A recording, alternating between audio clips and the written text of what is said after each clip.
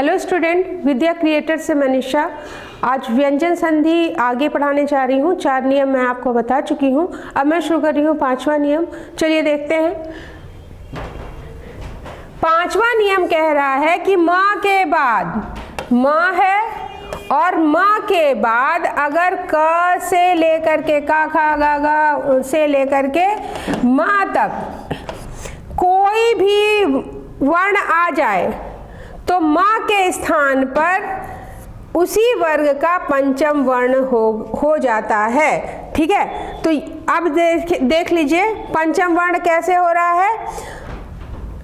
माँ के स्थान पे होगा लेकिन इसका पंचम वर्ण होगा जो यहाँ पे आएगा। ठीक है, तो माँ के बाद क से लेकर के माँ तक यानी क ख ग घ अंगा च छ ज ज ञ ट ठ ड ढ अ त थ द ध न प फ ब भ म, यहाँ से लेकर के यहाँ तक कुछ भी आ सकता है। ठीक है, तो क से लेकर के माँ तक कुछ भी आएगा तो इसका पंचम वर्ण जो यहाँ पे होगा उसका 5वां वर्ण यहाँ पे आएगा। पहली चीज। दूसरी चीज कह रहे हैं कि माँ के बाद माँ है और माँ के बाद यदि अन्य व्यंजन जैसे य र ल व श श श ह छत्र ज्ञ, तो माँ का क्या हो जाएगा, ये जो है अनुस्वार में बदल जाएगा यानी बिंदी लग जाएगी। ठीक है, यहाँ पे क्या आएगा, य र ल व श श स ह छत्र ज्ञ, इसमें से कुछ भी आता है तो ये जो माँ है वो अंग में बदल जाएगा। क्लियर हो गया। 2 नियम थे। पहला नियम क्या कह रहा था कि माँ के बाद क्या होना है, क से माँ तक कुछ भी आए तो क्या होगा, ये 5वें में बदलेगा। दूसरा नियम क्या कह रहा है कि माँ के बाद अगर य र ल व श श श ह कुछ भी आता है तो ये किस में बदल जाएगा, तो ये अनुस्वार में बदल जाएगा। चलिए नियम देख लेते हैं एक बारी। सम प्लस सार। अब हम इसमें क्या देख रहे हैं कि माँ है, पहले माँ वर्ण है, फिर इसके बाद क से माँ तक कुछ भी नहीं है, क्या है, य र ल व श श श ह छत्र ज्ञ है, यानी दूसरा नियम यहाँ पे लग रहा है। तो यहाँ पे क्या हो जाएगा, सम प्लस सार बराबर, हमने क्या बोला था, अगर यहाँ पे स है तो ये किस में बदलेगा, अनुस्वार में बदल जाएगा। तो क्या हो जाएगा, ये वाला देखिए, सम प्लस सार बराबर क्या हो जाएगा, सन सार। क्लियर हो गया। फिर दूसरा देख लेते हैं उदाहरण। अब सम प्लस पूर्ण, तो यहाँ पे क्या हो रहा है, माँ है कि नहीं है, है। ये वाला माँ ये है, माँ के बाद क्या आ रहा है, प आ रहा है कि नहीं आ रहा है, तो माँ के बाद अगर प आएगा तो क्या हमने बताया आपको कि इसका 5वां हो जाएगा। किसका 5वां, इसका 5वां। तो प का 5वां क्या है, प फ ब भ म, तो प का 5वां क्या होगा, माँ होगा। तो यहाँ पे क्या हो जाएगा, ये किस में बदल जाएगा, माँ में बदल जाएगा। तो क्या हो जाएगा, सम पूर्ण।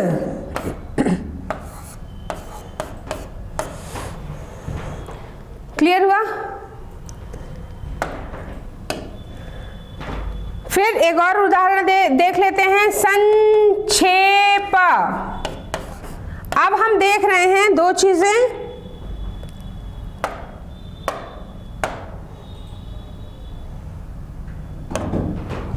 ये देखिए क्या आ रहा है, छ आ रहा है, यानी यहाँ पे ये लगा है, इसका मतलब क्या है कि क से माँ तक नहीं है, क से लेकर के माँ तक कुछ भी नहीं है यहाँ पे। ठीक, यानी दूसरा नियम आ रहा है कि नहीं आ रहा है, यहाँ पे तो दूसरा नियम, क्योंकि छ लिखा है यानी यहाँ पे दूसरा नियम है। तो ये क्या हो जाएगा, सम, माँ तो होगा ही होगा, तो सम प्लस 6 प कैसे हो रहा है, सम प्लस छेप। ये देखिए यार अलावा शा शह छत्र ज्ञा, तो छ आ रहा है, तो जब छ आ रहा है तो ये अनुस्वार में बदल जाएगा। तो क्या लिखेंगे इसको हम, संक्षेप लिख सकते हैं कि नहीं लिख सकते हैं, लिख सकते हैं।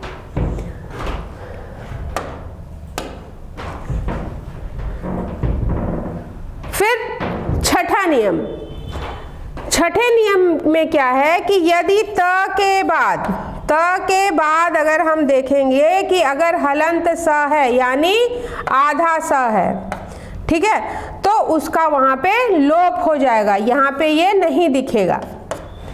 ठीक, जैसे उत प्लस स्थान, अब त आया है, क्योंकि त आया है और इसके बाद स आया है तो इसका लोप होकर के क्या हो जाएगा, उत्थान।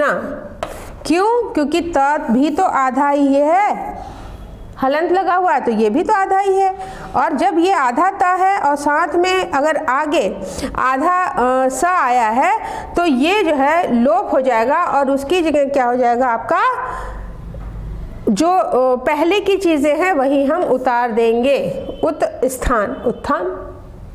ठीक,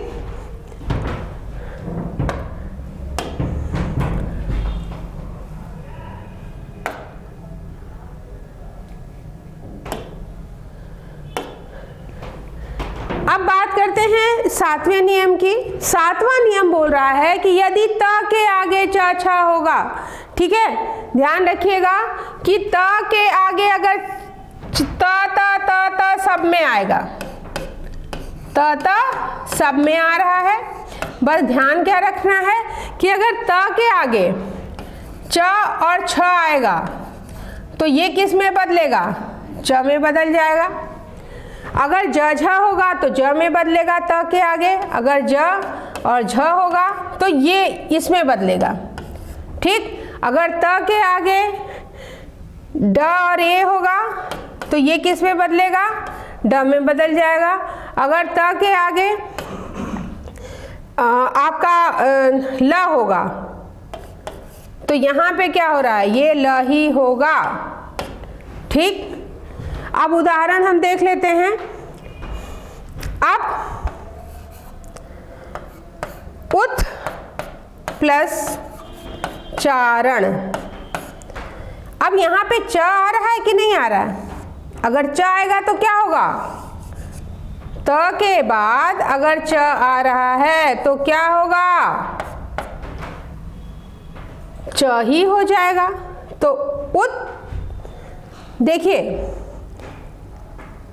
अगर कंडीशन है कि च अगर बाद में है तो त की जगह च हो जाएगा, तो क्या लिखेंगे, उच्चारण। फिर से समझ लीजिए, त के बाद अगर च छ होगा तो वो च में बदलेगा, त के बाद अगर ज झ होगा तो वो ज में बदलेगा, त के बाद अगर ड ए होगा तो वो ड में बदलेगा, और त के बाद अगर ल होगा तो ल ही होगा। ठीक, अब उदाहरण हम आपसे डिस्कस कर चुके हैं उच्चारण। तो उच्चारण में क्या हो रहा है, उत प्लस चारण, तो उत फिर उसके बाद च है तो त की जगह आपका च हो जाएगा, त हट जाएगा। ठीक है, फिर उज्ज्वल, बार बार शुद्ध अशुद्ध में आपसे ये क्वेश्चन पूछा जाता है कि उज्ज्वल कैसे लिखा जाता है, आधा क्यों लिखा जाता है। तो चलिए आज इसको भी समझ लेते हैं, जब हम समझ लेते हैं तो गलती हमसे कम होती है। अब उज्ज्वल क्यों लिखा जाता है, अब हम अगर उत प्लस जवल करेंगे तो जवल क्या कोई शब्द है, जवल तो कोई शब्द ही नहीं है, जबकि हमने बोला है कि संधि में सार्थक शब्द होने चाहिए, तो यहाँ तो सार्थक शब्द है ही नहीं। होता क्या है, ज्वल होता है ना, ज्वल सार्थक शब्द है, ये सार्थक शब्द नहीं है। अब क्योंकि यहाँ पे आधा है, कंडीशन क्या है कि अगर ज होगा पूरा या आधा, उससे मतलब नहीं, ज होना चाहिए। ठीक है, ये नहीं कि वो आपका अगर मात्रा नहीं लगी है तो वो नहीं माना जाएगा, ज होना चाहिए क्योंकि ज है ये। ठीक है, तो जब ज होगा, त के बाद अगर ज होगा तो त ज में बदलेगा, तो क्या हो जाएगा, उत, त की जगह क्या हो जाएगा, ज होगा कि नहीं हो जाएगा, क्योंकि त में हलंत लगा तो ये आधा ज होगा। फिर हम ज्वल उतार लेंगे तो क्या हो जाएगा, उज्ज्वल होगा कि नहीं होगा, हो जाएगा। एक बार और देख लेते हैं, उत प्लस ज्वल, दोनों सार्थक शब्द होने चाहिए या आपका पहला उपसर्ग शब्द प्रयोग होना चाहिए। ठीक है, तो यहाँ पे क्या है, त है, हलंत त है और फिर ज है। तो अगर हलंत त के बाद ज आएगा तो त किस में बदलेगा, त जो है वो ज में बदल जाएगा, यही तो नियम है। इसलिए हम इसको क्या लिख सकते हैं, ऊ हमने उतारा, त की जगह हमने ज लिख दिया और ये हमने एज इट इज उतार लिया, ज्वल, उज्ज्वल हो गया। अब एक चीज और देख लेंगे कि जहां पे ला ला ये ला ला या जा जा चा चा और ये आ जाएंगे ज ज ट ट ड ड ल ला, तो ये आपका क्या होगा, इस 7वें नियम का ही उदाहरण मोस्टली होगा। एक दो अपवाद हो सकते हैं, वो अपवाद हम बाद में डिस्कस कर लेंगे, लेकिन मोस्टली यही नियम इसके अंतर्गत आएगा। और मोस्ट इम्पॉर्टेंट जो है आपका उज्ज्वल, संरचन, उच्चारण और तल्लीन, ये एग्जाम में बहुत ज़्यादा पूछे जाते हैं। नियम 8वां नियम कह रहा है कि त के सामने श होगा। अगर त के सामने, यानी अगर त है और त के सामने अगर श है तो त के स्थान पर हो जाएगा च और श के स्थान पे क्या हो जाएगा, छ हो जाएगा। अभी तक आप क्या कर रहे थे कि एक ही चीज बदल रहे थे। ये जो 8वां नियम है, यहाँ पे दोनों चीजें बदल रही हैं। ये कह रहे हैं कि अगर त के बाद श होगा तो क्या होगा कि त के स्थान पे च हो जाएगा और श के स्थान पे छ हो जाएगा। और ये मोस्ट इम्पॉर्टेंट है, कई बार एग्जाम में पूछा जा चुका है उदाहरण। अब जैसे क्या करेंगे, उत प्लस श्रवास, अब श तो श प्लस है क्योंकि ये संयुक्त है, तो उत त आया और यहाँ पे आपका श आया, तो ये क्या हो जाएगा, श के स्थान पे क्या हो जाएगा, छ हो जाएगा और इसके स्थान पे क्या हो जाएगा, च हो जाएगा। तो इसको क्या लिखेंगे हम, उच्छ्वास लिखेंगे कि नहीं, उच्छ्वास। क्यों, क्योंकि च त के स्थान पे आया है और छ आपका श के स्थान पे आया है। क्लियर हो गया।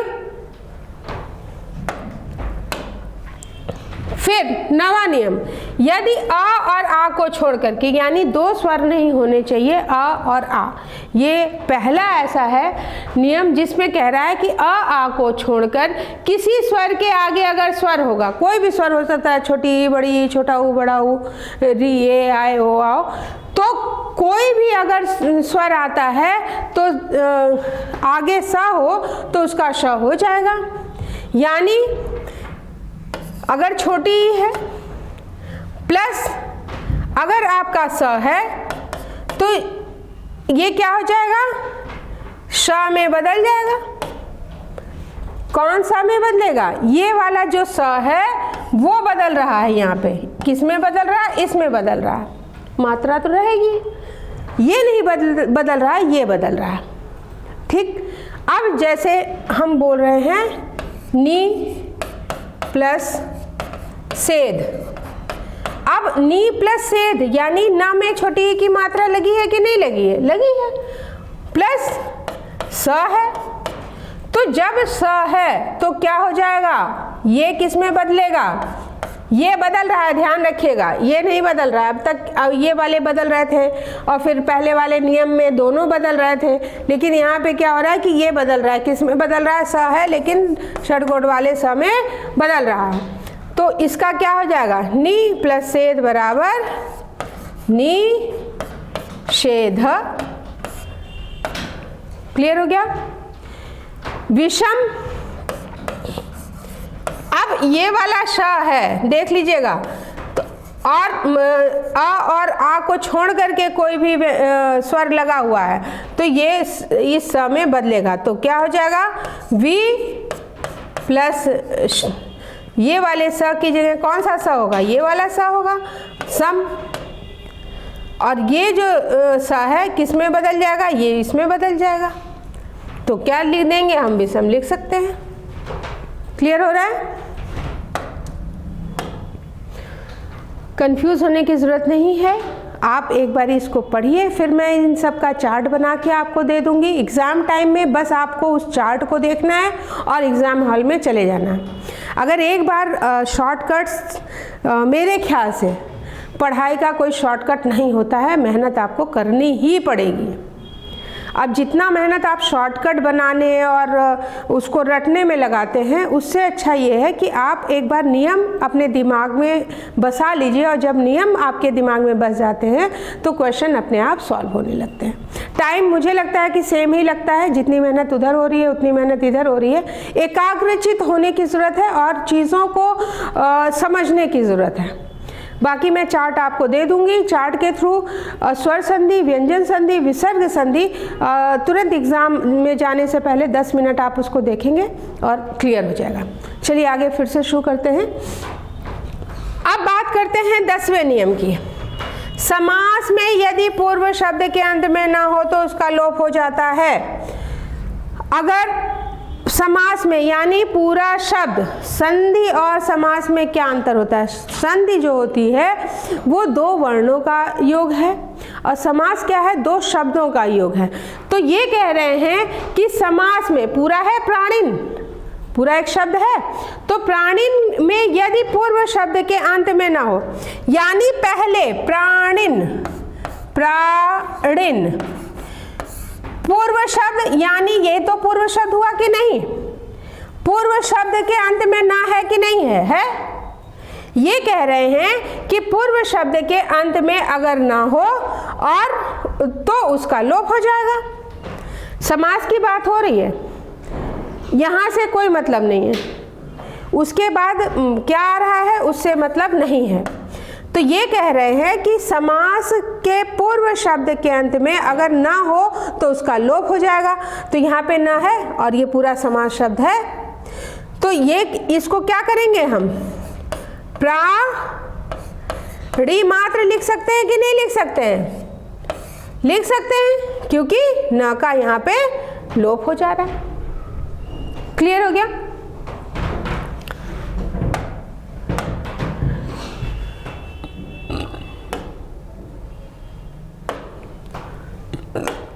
फिर 11वां और लास्ट नियम देखते हैं। 11वां नियम कह रहा है कि री, र या श के आगे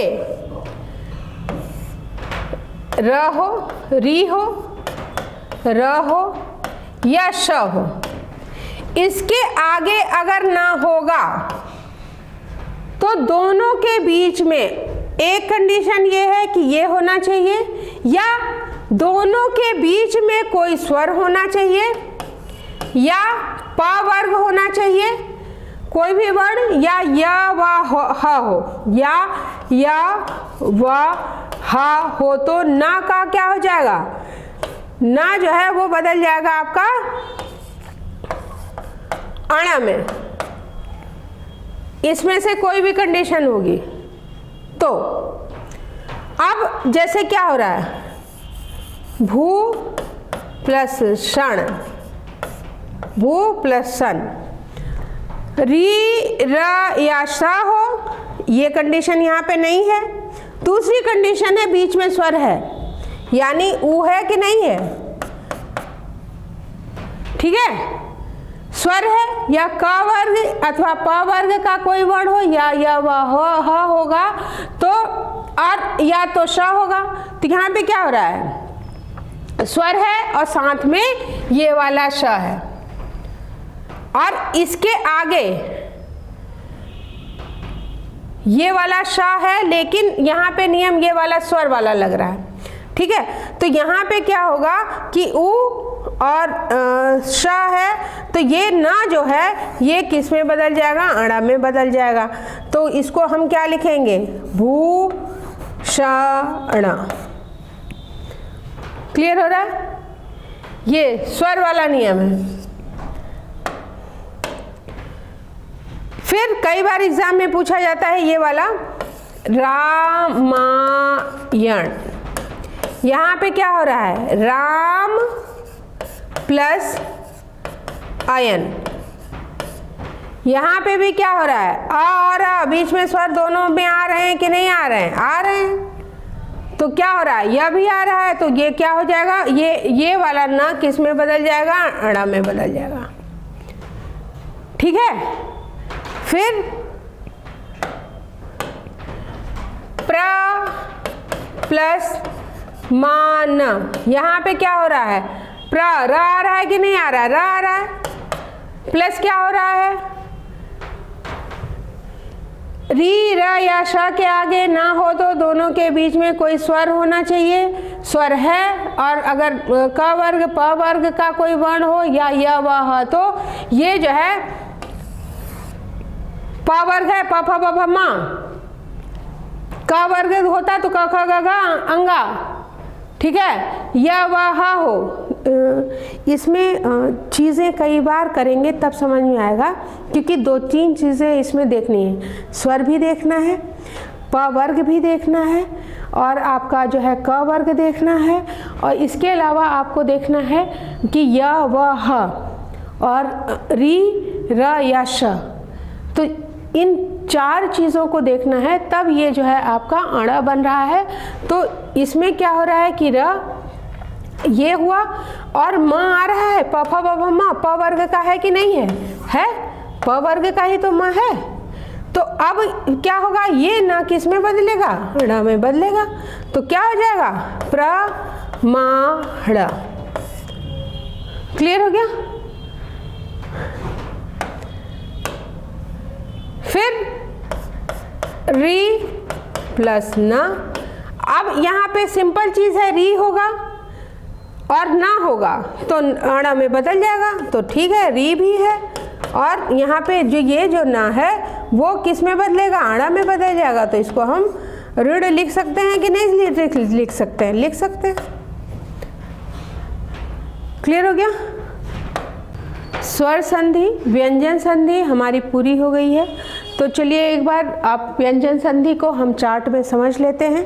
11 नियम हमने आपको बताए हैं जो मोस्ट इम्पॉर्टेंट है और सारे एग्जाम में पूछे जाते हैं। तो चलिए पहला नियम क्या कह रहा था, पहला नियम आपका कह रहा था कि किसी वर्ग के प्रथम वर्ण के सामने यदि कोई स्वर आता है, यानी किसी वर्ग का प्रथम वर्ण होना चाहिए, जैसे क वर्ग, प वर्ग, च वर्ग, तो किसी भी वर्ण के प्रथम वर्ण के सामने अगर स्वर आएगा तो ये क्या होगा, तो उस स्थान पर उसी वर्ग का तृतीय अक्षर होगा, यानी तीसरा अक्षर हो रहा था, तीसरा हो रहा था। जैसे क है तो क ख ग, अगर त है त वर्ग लिखा है तो त थ द, अगर जो है प वर्ग है तो प फ ब, यानी तीसरा आ रहा था। अब दिगंबर, दिगंबर में क्या ग कैसे आया था, क्यों, क्योंकि आ ये स्वर है और साथ में क है, तो क वर्ग का तीसरा ग हुआ कि नहीं हुआ, ठीक है। उसी तरह से आज सदाचार, तो अब यहाँ पे आप स्वर संधि का उदाहरण इसको क्यों नहीं समझेंगे, सदाचार। अब स्वर संधि में क्या बड़ा आ कब आ रहा था, जब दोनों आपके स्वर प्लस हो रहे थे। अब हम इसको सद प्लस आ चार तो बोलेंगे नहीं, क्यों, क्योंकि सद कोई आपका ऐसा कोई शब्द ही नहीं है, हलंत लगेगा तो सद होगा ना, यहाँ पे अ तो होगा नहीं, तो जब अ नहीं होगा तो ये आपके स्वर संधि का उदाहरण नहीं होगा। तो कोई ज़रूरी नहीं है कि बड़ा बड़ी बड़ा ऊ लगा हो तो वो आपकी स्वर संधि का उदाहरण ही हो। एक बार नियम ध्यान में रख करके तब आप टिक करिएगा, ठीक है। एक दो क्वेश्चन आपको इस तरह के मिलते हैं एग्जाम में। तो यहाँ पे देखिए स दा चा र, सदाचार में क्या हो रहा है, सत प्लस आचार, तो त यहाँ पे है, आधा त है और प्लस आ है। तो अगर त किसी भी वर्ग का प्रथम वर्ण है त वर्ग का प्रथम वर्ण है, त थ द ना, और फिर स्वर है, तो ये किस में बदल रहा है, ये आपका किस में बदलेगा, उसी वर्ग के तृतीय में। तो सत प्लस आचार, तो त थ द तीसरा है कि नहीं है, द तीसरा है। क्लियर हो गया।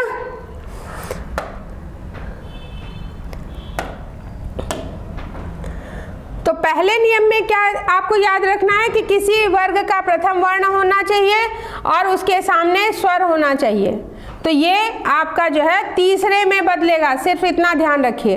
दूसरा नियम क्या कह रहा है, किसी वर्ग के प्रथम वर्ण के सामने यदि तीसरा, चौथा या र व हो तो प्रथम वर्ण के स्थान पर उसी वर्ग का तीसरा वर्ण होगा, ठीक है। जैसे दिग प्लस गज, तो क ख ग दिग्गज।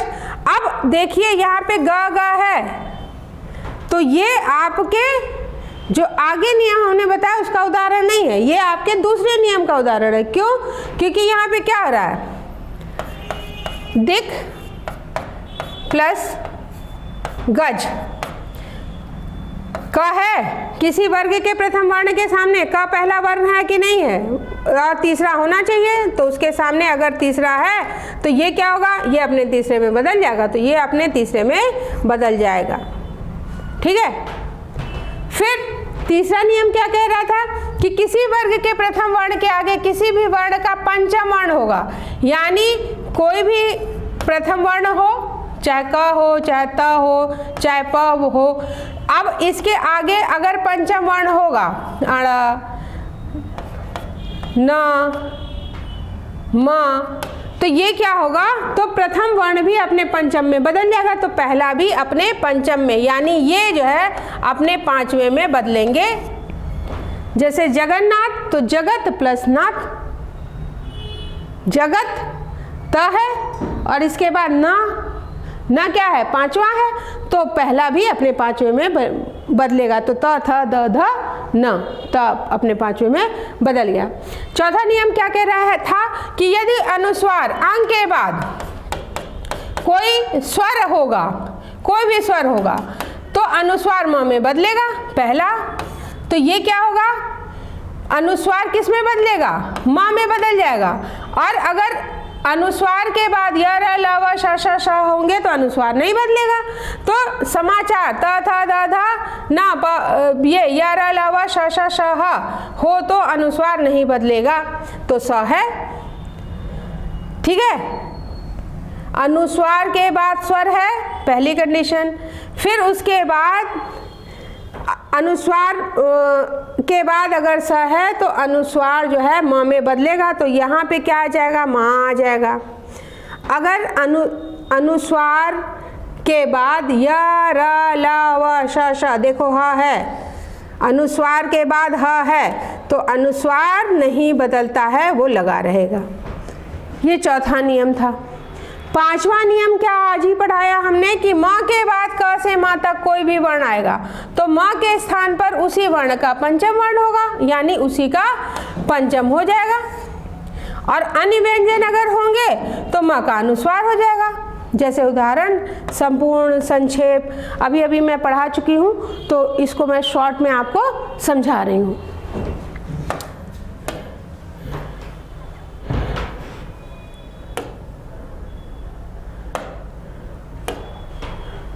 फिर छठा नियम क्या था, यदि त के बाद हलंत स होगा, त है और त के बाद अगर हलंत स है,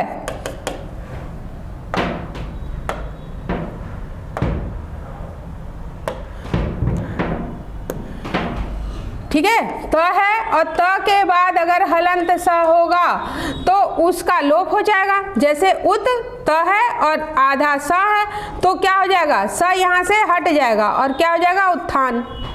ठीक, छठा नियम था। सातवां नियम था, यदि त के आगे च छ होगा, च छ होगा तो त के स्थान पर च हो जाएगा, अगर ज झ होगा तो ज हो जाएगा, ट ठ होगा तो ट हो जाएगा, ड ए होगा तो ड हो जाएगा और ल होगा तो ल ही होगा। अब जैसे सत प्लस जन ज है तो ये ज आया, उच्चारण तो उत प्लस चारण, तो उत त के बाद च आ रहा है तो च आ जाएगा, उत के त के बाद अगर ज आ रहा है तो ज आ जाएगा, उत के बाद ल आ रहा है तो ल आ जाएगा, तत् प्लस लीन तो तत् त के बाद अगर ल आ रहा है तो ल आ रहा है, उत प्लस लास उल्लास त के बाद अगर ल आ रहा है तो ल आ जाएगा। क्लियर हो गया। आठवां नियम कह रहा है कि यदि त के सामने श होगा तो त के स्थान पर च और श के स्थान पर छ हो जाता है बस, तो उच्छ्वास ये आपका उच्छ्वास हो जाएगा। क्यों?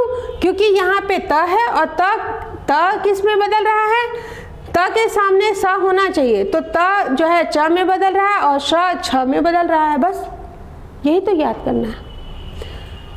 फिर यदि अ और आ को छोड़ करके कोई भी, मतलब ये आ नहीं होने चाहिए, उसके बाद कोई भी स्वर होगा तो स आए तो उसका श हो जाएगा, तो ये वाला श हो जाएगा। कब हो रहा है कि कोई भी स्वर होना चाहिए और उसके बाद स होना चाहिए।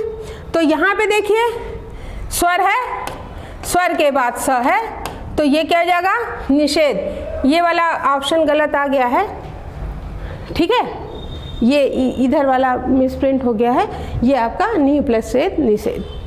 फिर 10वां नियम समास, ये देखिए प्राणिन समास पूरा शब्द, तो समास में यदि पूर्व शब्द के अंत में ना होगा तो उसका लोप हो जाएगा।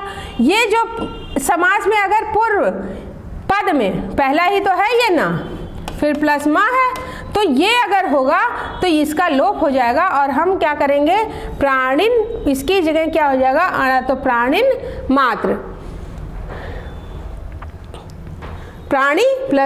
प्राणिन प्लस मात्र तो प्राणी मात्र, ठीक है, इसका लोप हो रहा है न का।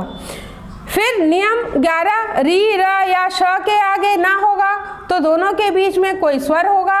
देखिए री र या श हो, कोई स्वर हो, क वर्ग हो, प वर्ग हो या य व ह हो तो न का अणा हो जाता है।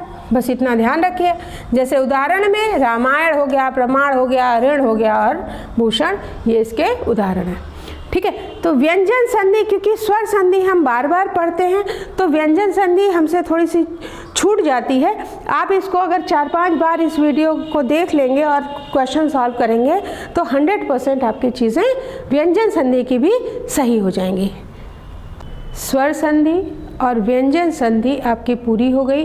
स्वर संधि में आपको 5 संधियाँ हमने बताई थी, वो पांचों प्रकार आपके पूरे हो गए हैं। व्यंजन संधि में 11 नियम है, वो पूरे हो गए हैं। अब हम शुरू करते हैं विसर्ग संधि।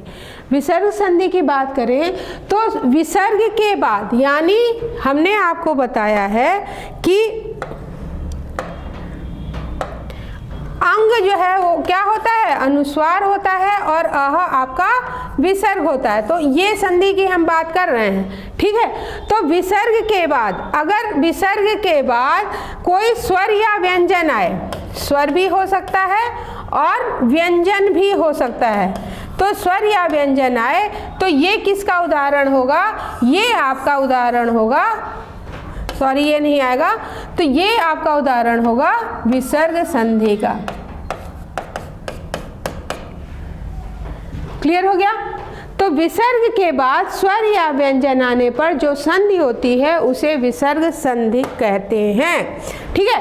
पहला नियम, यदि विसर्ग के पूर्व आ हो, यानी विसर्ग के पहले आ होगा, जैसे पहले आ होगा विसर्ग के पहले, अगर आ हो और उसके बाद आ को छोड़ करके, आ नहीं होना चाहिए, आ को छोड़ करके कोई अन्य स्वर आएगा तो विसर्ग का लोप हो जाएगा। इसके बाद ई आ सकता है, ऊ आ सकता है, ए आ सकता है, ओ आ सकता है, कोई भी होना चाहिए, बस आ या आ नहीं होना चाहिए। ठीक है, तो आ को छोड़ करके कोई भी स्वर आए तो ये विसर्ग का लोप हो जाएगा। अब उदाहरण देख लेते हैं। अतः प्लस एवं, ठीक, अतः प्लस एव। अब यहाँ पे क्या हो रहा है, विसर्ग के पहले आ रहा है कि नहीं आ रहा है? कैसे आ रहा है? ये ऐसे आ रहा है कि त आपका पूरा है, हलंत नहीं लगा है। ठीक है, तो जब ये हलंत नहीं लगा है तो ये हुआ कि नहीं हुआ? ये हलंत जो है नहीं लगा है, यानी यहाँ पे प्लस अ है कि नहीं है? अ है। तो विसर्ग के पहले अगर अ आता है, विसर्ग के पहले अगर अ आता है और उसके बाद अ के बाद कोई भी स्वर आए तो विसर्ग का लोप हो जाएगा। तो ए आया है कि नहीं? अ नहीं है, ए स्वर आया है। तो जब ये होगा तो क्या हो जाएगा? अतः प्लस एव, क्या लिखेंगे? अत एव। क्यों विसर्ग का लोप हो रहा है? क्यों विसर्ग का लोप हो रहा है? क्यों? क्योंकि नियम कह रहा है कि अगर विसर्ग के पूर्व आ हो, विसर्ग के पहले आ होगा, और विसर्ग के पहले आ होगा और उसके बाद अ को छोड़ करके कोई भी स्वर आएगा तो विसर्ग हट जाएगा। तो अतएव में क्या हो रहा है? विसर्ग हट जा रहा है। क्यों हट रहा है? इसलिए हट रहा है कि यहाँ पे अ है और यहाँ पे ए है। तो जब विसर्ग के पहले अ आएगा और विसर्ग के बाद अ के अलावा कोई और स्वर आएगा तो विसर्ग का लोप हो जाएगा, बस। ठीक है, फिर दूसरा नियम कह रहा है कि विसर्ग के पूर्व यदि अ और बाद में किसी वर्ग का तीसरा, चौथा या य, र, ल, व हो तो विसर्ग का ओ हो जाएगा। ठीक है, अब ओ कैसे हो रहा है कि विसर्ग के पूर्व यदि अ हो, विसर्ग है उसके पूर्व अ होना चाहिए। बाद में क्या हो रहा है? किसी भी वर्ग का तीसरा, यानी क वर्ग का तीसरा क्या होगा? क, ख, ग। च वर्ग का तीसरा क्या होगा? च, छ, ज। त वर्ग का तीसरा क्या होगा? त, थ, द। प वर्ग का तीसरा क्या होगा? प, फ, ब। तो ये कह रहे हैं कि पहला क्या है कि विसर्ग के पहले आ होना चाहिए और बाद में किसी वर्ग का तीसरा हो, किसी भी वर्ग का तीसरा हो या चौथा हो। तो प, फ, ब, यहाँ पे भ, क, ख, ग, यहाँ पे घ, च, छ, ज और यहाँ पे झ, और त, थ, द और ये त, थ, द और ये न, सॉरी न नहीं, ध होगा। ठीक है, तो तीसरा या चौथा दोनों होना चाहिए, या तो तीसरा हो या तो चौथा हो। ठीक, या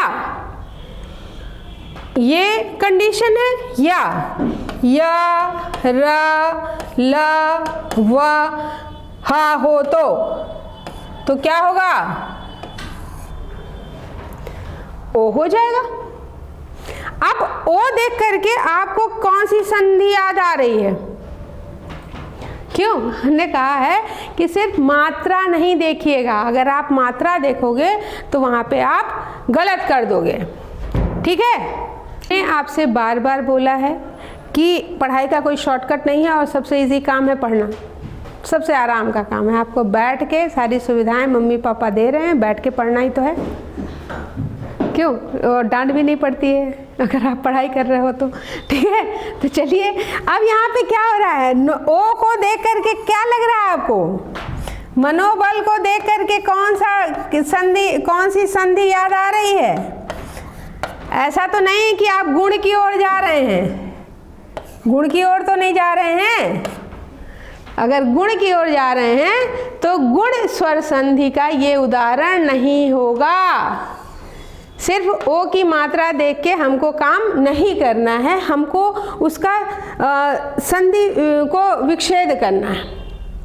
तो हमको समझ में आएगा कि हम ओ की मात्रा लगी हुई है तो ये गुण स्वर संधि नहीं होगी, क्योंकि गुण स्वर संधि में क्या होता है, आ प्लस उ अगर होंगे तो छोटा ऊ भी हो सकता है, बड़ा ऊ भी हो सकता है, तो ओ होगा।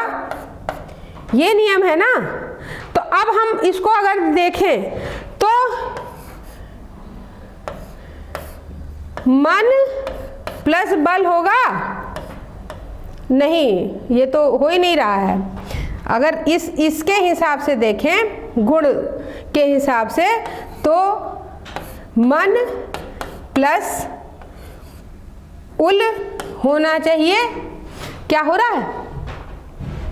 नहीं हो रहा। जब नहीं हो रहा है यानी ये कोई और संधि है। अब नियम यहाँ पे क्या लग रहा है कि मनः प्लस बल, मनः प्लस बल, तो मनः प्लस बल क्या होगा? हमने आपको बोला है कि विसर्ग के पूर्व यदि अ हो तो विसर्ग के पहले अ है कि नहीं, क्योंकि न पूरा है तो अ है, और बाद में किसी वर्ग का तीसरा चौथा या य र ल व हो तो ब, पा फा ब, तीसरा है प वर्ग का, तो ये तीसरा है। तो ये क्या हो जाएगा? ये किस में बदलेगा? क्यों? तो ये जो होंगे मिल करके क्या बना देंगे? ओ बना देंगे। ठीक है। तो गुण संधि वाला नियम यहाँ लग ही नहीं रहा। यहाँ पे आपके विसर्ग संधि का नियम लग रहा है। वो कह रहा है कि यदि विसर्ग के पूर्व अ होगा और बाद में किसी वर्ग का तीसरा चौथा या य र ल व होगा तो विसर्ग का क्या हो जा रहा है? ओ हो जा रहा है। तो फिर से देख ले रहे हैं, मनः प्लस बल बराबर क्या हो रहा है? मनो बल। यहाँ पे विसर्ग के पहले आ रहा है क्योंकि ना में अ है, फिर प फ ब किसी भी वर्ग का तीसरा है यानी प वर्ग का तीसरा क्या हुआ? ब ही तो हुआ। तो ये दोनों मिलकर के क्या बन रहे हैं? क्या बन रहे हैं? ओ बन रहे हैं कि नहीं बन रहे हैं? तो ये जो है ये आपका किसका उदाहरण हो गया? विसर्ग संधि का। चलिए नियम दूसरे में देखते हैं। वयः प्लस वृद्ध, वयः प्लस वृद्ध, इसमें क्या हो रहा है? इसमें कह रहे हैं कि विसर्ग के पूर्व यदि यह हो, यह है, यह अ है, तो विसर्ग के पहले अगर अ है प्लस या तो तीसरा चौथा होना चाहिए या य र ल व होगा तो वह है, तो क्या हो जाएगा? यहाँ पे अगर वह है तो यहाँ पे ओ हो जाएगा। तो क्या हो जाएगा? हम इसको वयोवृद्ध लिख सकते हैं कि नहीं? लिख सकते हैं। ये ओ कैसे आ रहा है? जब अ और व मिल रहे हैं। ठीक है। उसी तरह से सरोज, स रो ज, सरोज में क्या हो रहा है? स रह प्लस ज, तो सरह विसर्ग के पहले आ रहा है कि नहीं आ रहा? आ रहा है, प्लस ज है, तो ये ज किसका है? तो च छ ज, च वर्ग का तीसरा है, च छ ज, च वर्ग का तीसरा है कि नहीं? तीसरा या चौथा होना चाहिए, तो तीसरा है, तो ये क्या हो जाएगा? ओ में बदल जाएगा। तो इसको हम क्या लिखेंगे? सरोज। क्लियर हो गया कि विसर्ग के पहले अगर अ होगा और बाद में कोई भी वर्ग का तीसरा होना चाहिए, चौथा या होना चाहिए या य र ल व होगा तो विसर्ग का क्या हो जाएगा? ओ हो जाएगा।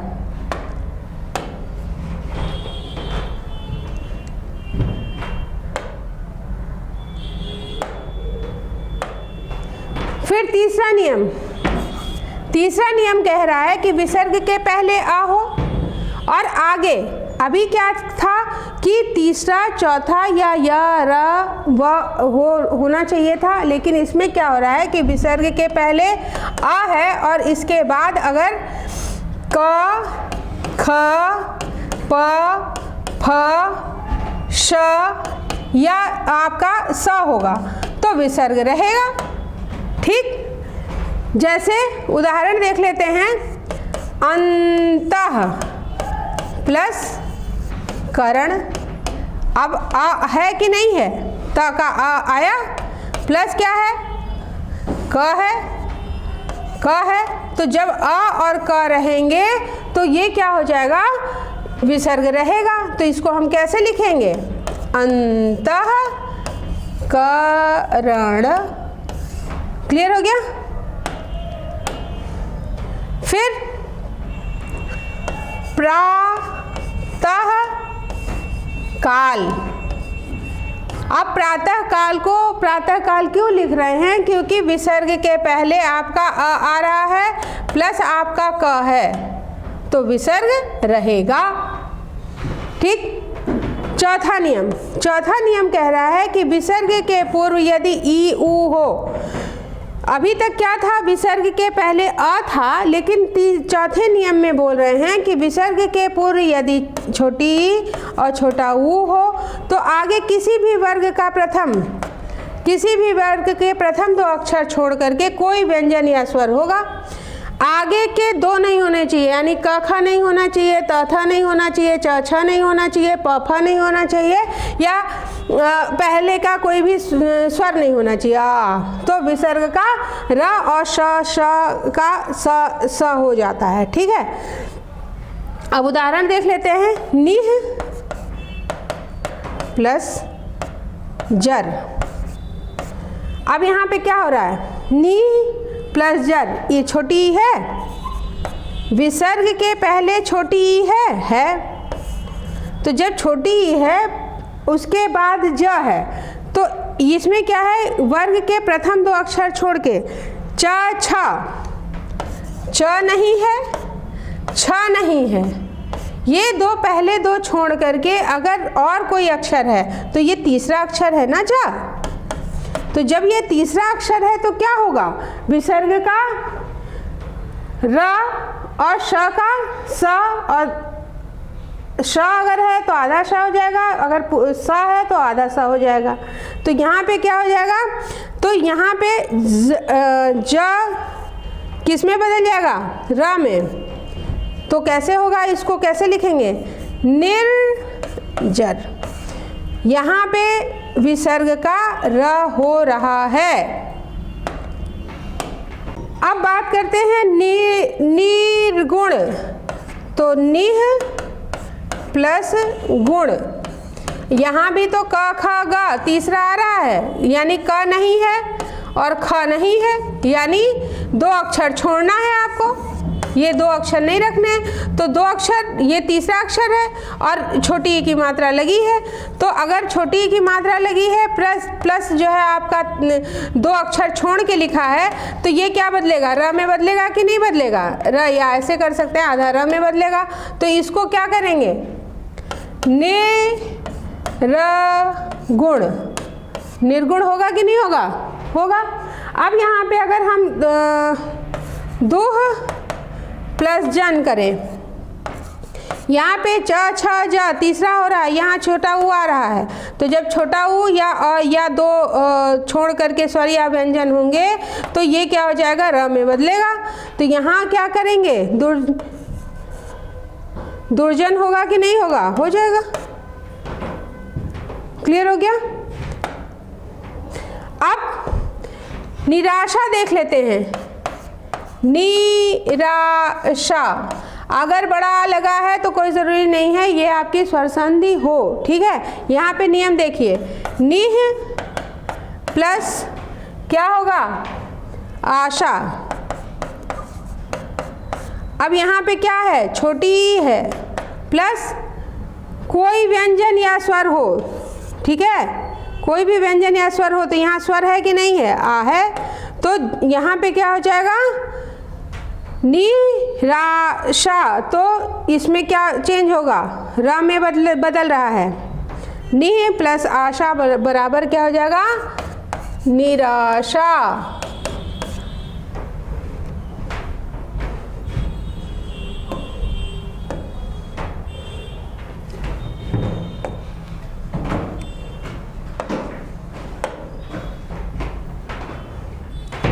अब यहाँ पे क्या हो रहा है, निह प्लस संदेह, निह प्लस संदेह। अब नी और ये देखिए छोटी आया है इसके बाद, और इसके बाद सा आया है, तो ये किस में बदल रहा है, आधे सा में बदल रहा था, अगर ये सा है तो आधे में बदल रहा है, तो ये क्या लिखेंगे, इसको निस्संदेह लिखेंगे।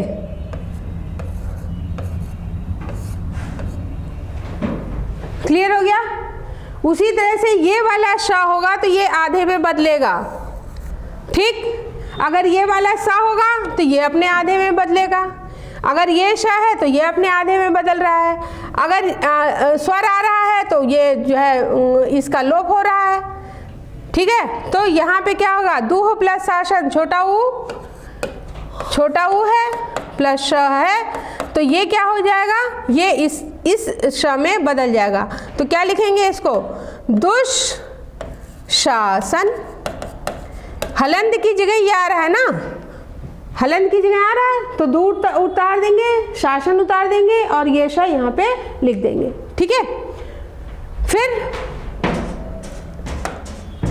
पांचवा नियम कह रहा है कि विसर्ग के पहले अ हो, विसर्ग के पहले क्या होना चाहिए, अ होना चाहिए, फिर इसके बाद विसर्ग होना चाहिए, फिर उसके आगे क्या होना चाहिए, ख, प, फ, श, स, तो विसर्ग ही रहेगा, ठीक है।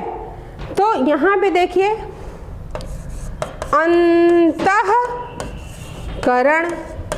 क्यों रह रहा है, क्योंकि त यानी अ, विसर्ग के पहले अ है, प्लस क, ख, प, फ, श है, होना चाहिए। तो अगर इसके बाद क है तो विसर्ग आपका रहेगा, ठीक है। या यहाँ पे मान लीजिए ख होता तो भी विसर्ग रहता है, या यहाँ पे ये छोड़ के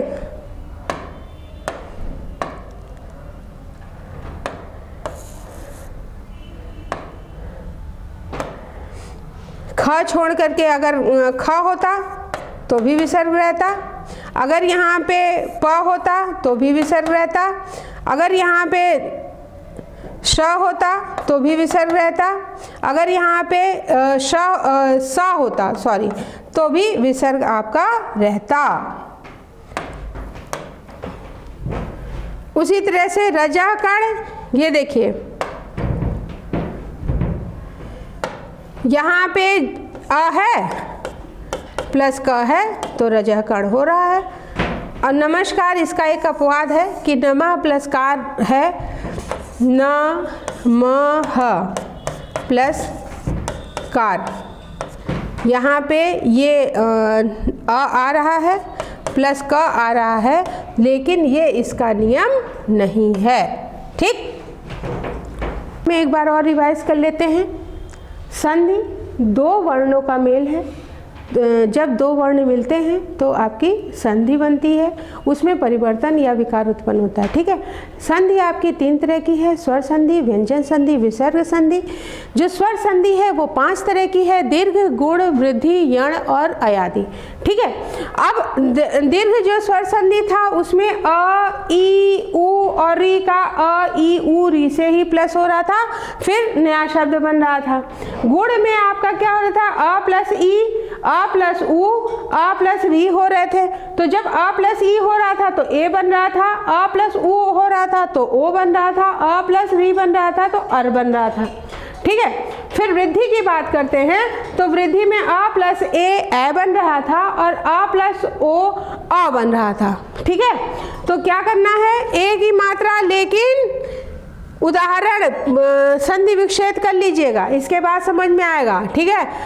ए और औ, ये आपकी वृद्धि में, और ए, ओ और अर ये आपकी गुण में, और बड़ा आ, बड़ी ई, बड़ा ऊ और री ये आपके थी दीर्घ में।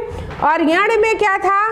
यण में आपका था य, या, व, वा, र, रा, य, यु, यू,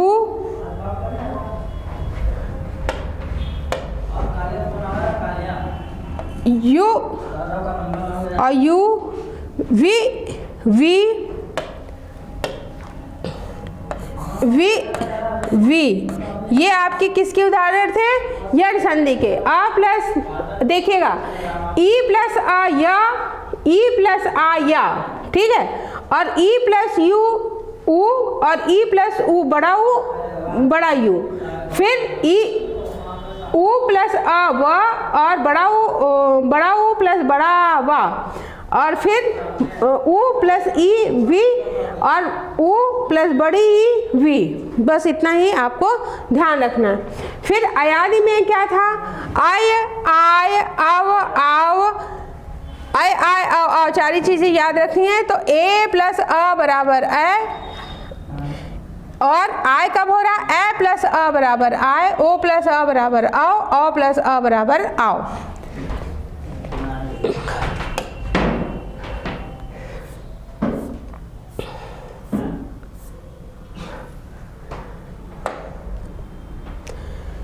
फिर नियम हमने आपको व्यंजन संधि के सारे बताए दिए हैं, ठीक है, 11 नियम थे, मैं बीच में बता चुकी हूँ।